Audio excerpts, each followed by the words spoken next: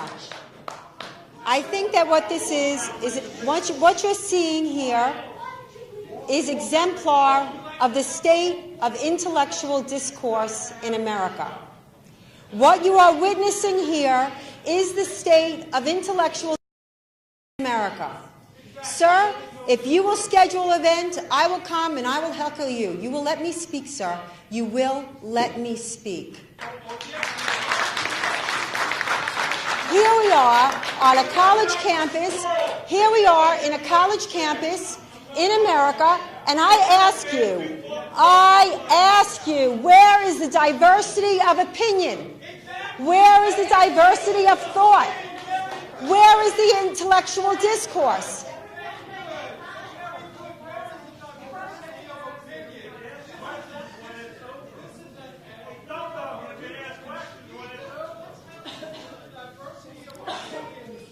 Our organization,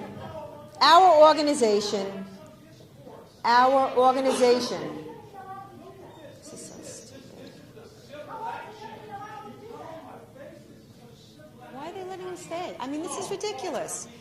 We came from far away. Give us an opportunity to speak. Oh my God, I've had an opportunity to speak. I just got up here.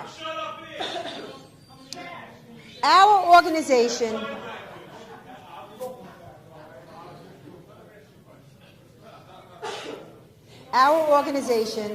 is dedicated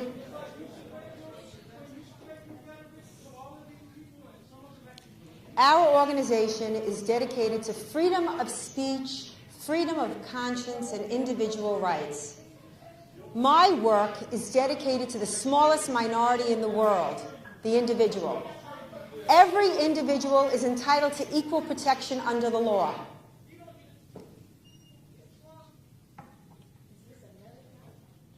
Our organization is dedicated to freedom of speech, freedom of conscience, and individual rights.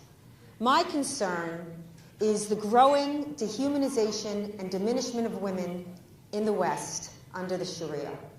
We have seen, and I know that Simon will address it, in Africa, and Noni will address it in the Middle East, but we have seen in the West an increase in honor killings, in forced marriage, and particularly here in America, I'm sure you're familiar with, if you're familiar with the subject matter, the case of Amina and Sarah Saeed, or Noor al-Maliki, or Asia Hassan. These are honor killings that are either covered up, or in the case of a young Muslim woman in Florida, Fatima Abdullah, who was abused by her family and would confess to her neighbor that her brother, for example, was doing unspeakable things to her because she was divorced and she was dishonoring her family. She was divorced because she could not give her husband children, thereby she was worthless. Needless to say, the woman was murdered in Tampa, Florida, and the law enforcement on the scene said that she was badly beaten and so on and so forth, but because the medical examiner's office, and I know this because I have an informant in the medical examiner's office, they were afraid that they would inflame the Muslim community. Her death was classified as a suicide, that she committed suicide by banging her head on a coffee table repeatedly. You can't bang your head on a coffee table and commit suicide.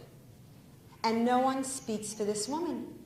And when we protest and we demand that law enforcement in Florida reopen the case and hire our own private detectives to get the autopsy photos where you see she is beaten and you see her head is beaten, we are called racist, Islamophobic, anti-Muslim bigots. We are not. We speak for Muslim women. Now, Muslim women that want to wear the hijab or want to wear the burqa or want to wear the niqab, all the power to you. But we speak for the woman that is forced to wear the hijab or the niqab or the burqa. Next week, India-born, we're holding the Jessica Mokdad Honor Killing Conference. Now again, here again, we see a great deal of, there's a huge protest scheduled against the haters, which is, it's a surreal world we're living in. I mean, it's an inverted reality when you talk about people that are fighting for freedom and getting smeared and defamed and marginalized and doing it anyway are being called haters. Jessica Mokdad was a young girl, India-born, who was murdered by her stepfather. Now, it's become news because the media is taking me out because I'm using her name. Yeah, I'm using her name because she didn't die in vain, and someone is going to tell this girl's story. Now, the family is very adamant, the family that was complicit in her murder, because as you see in these honor murders, the family is very much involved. The mother may not have been the one that committed the murder, but the mother was the one that lured the girl back to her home. Or in the case of the most egregious mass honor killing of in Canada, I'm spacing. Was it Shafi girls? 3 sisters and an aunt who was actually the first wife, but he was polygamous, of the father, who killed 4 girls who wanted to live a Western life. Listen to what I'm saying. You have sisters, you have mothers. You cannot let this happen. It is on you. If you are silent, then you're an accomplice. If you side with people that are trying to shut us up and call your attention to it because the media is afraid to do it, the media self-enforces the Sharia. Under the Sharia, if you defame or criticize Islam, it is blasphemy. And in Muslim countries under the Sharia, blasphemers are put to death. In Pakistan, they're put to death. They're assassinated. In the West, your character's assassinated. This is a very real issue, and it is not going away. And what's so terrible about the honor killings in the West is these girls, these Muslim girls, generally follow Islamic tradition to a point, but it's never enough. And in the case of, for example, Jessica Moqdad, it was interesting because when Robert and I were coming under an enormous amount of fire for naming the conference Jessica Moqdad, and they said it wasn't an honor killing, a friend of hers finally came forward and said, she was scared to death that she was going to be honor killed. She didn't want to live according to Islamic tradition. And so she was going back and forth between the stepfather's house and her real father, her biological father's house, but they were both trying to force her to live under Islamic tradition. And she wanted help from this friend, and this friend was scared. And he didn't help her. And she was shot execution style in the head by her stepfather. And her friend, Darwin Giles, came forward, and he'll be speaking at that conference. Muslim girls that don't want to live under the Sharia in the West should be given our full protections and your full voice.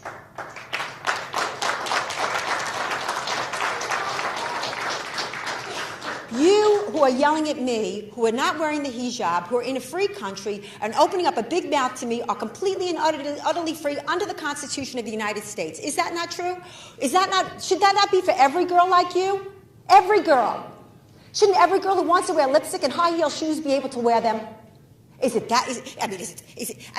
can't believe that I'm even having this conversation in this country. But I am. And I'm the bad guy. I'm the bad guy. And we're told that I'm not tolerant. I'm very tolerant. But tolerance, when applied to evil, is a crime.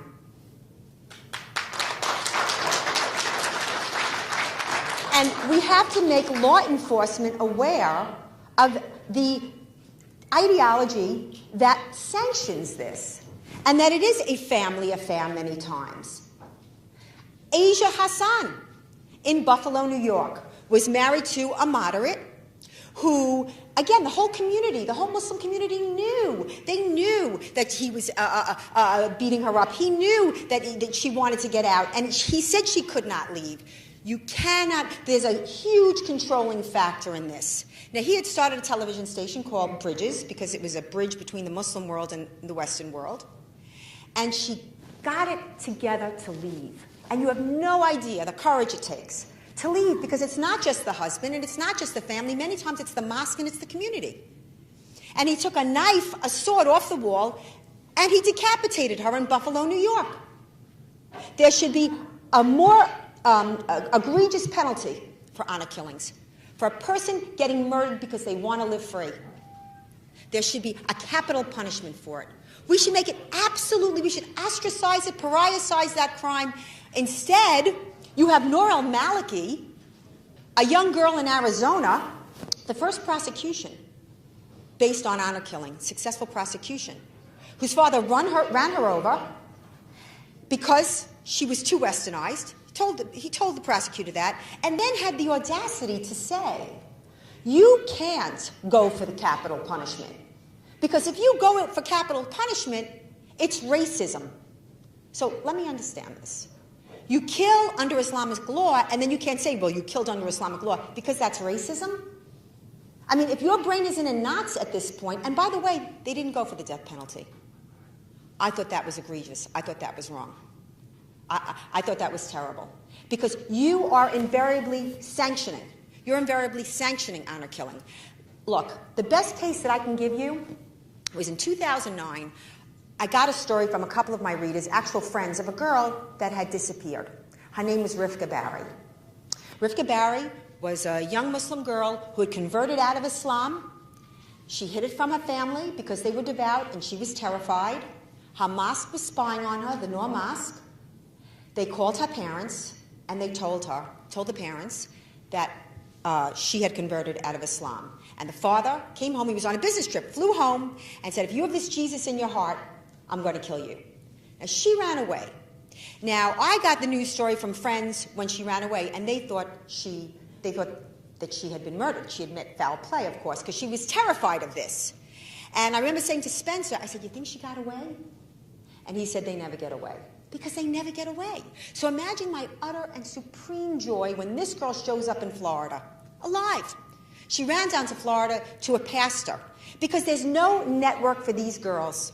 None. Everybody's scared to death to touch the subject. And she got sued for telling that lie. Rifka Barry did not. Rifka Barry went to Florida, and what ensued was a court case to bring her back to the household of a family that had threatened to kill her for leaving Islam. And I began to follow this story. And I urge you to go online and go to YouTube and Google Rifka Barry and listen to her own words. Now, the bottom line is because of her legal counsel, because of all of the public, because I was a huge public advocate for Rifka Barry, huge. She was demonized in the media. This sweet little 17-year-old girl, no drugs, no drinking, Christian, as some radical Christian fundamentalist, because she converted out of Islam.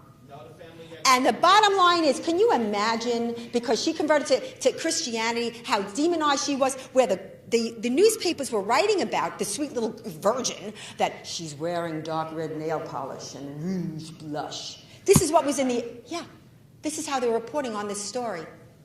She was saved. And when she was saved, the lawyer for her parents, who had wanted to kill her, sued me for $10 million and lost. Lost. He dropped that lawsuit. What is that? I'll tell you what that is. That is the imposition of the Sharia, shutting down free speech. Because he didn't like what I said about him. Oh, please. If I didn't like what people said about me, everybody in the country would be sued, for goodness sake.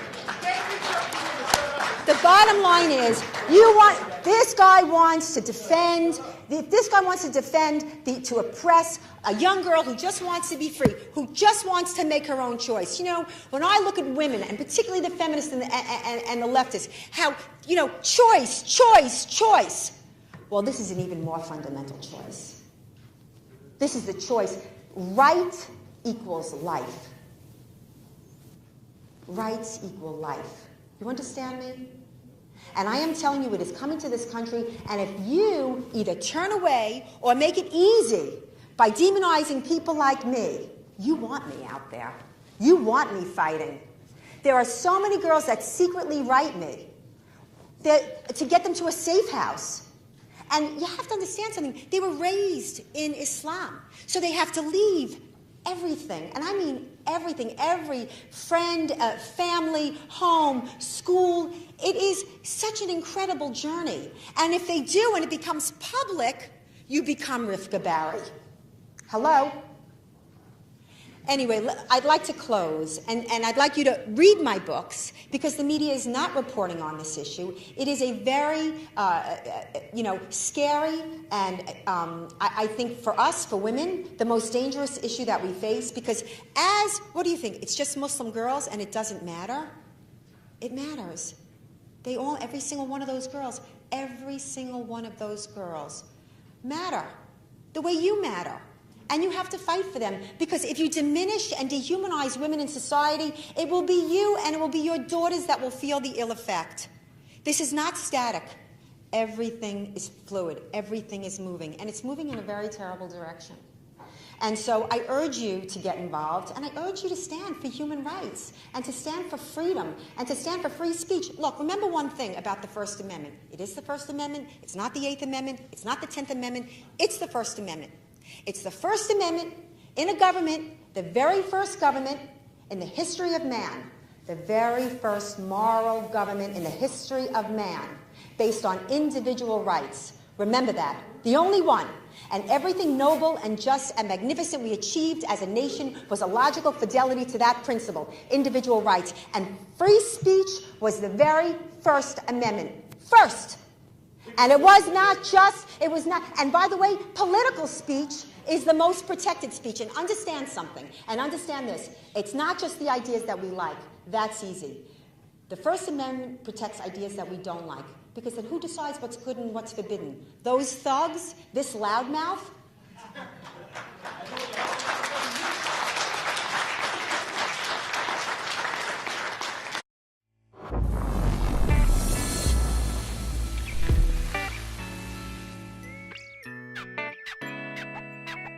Breakthrough Media.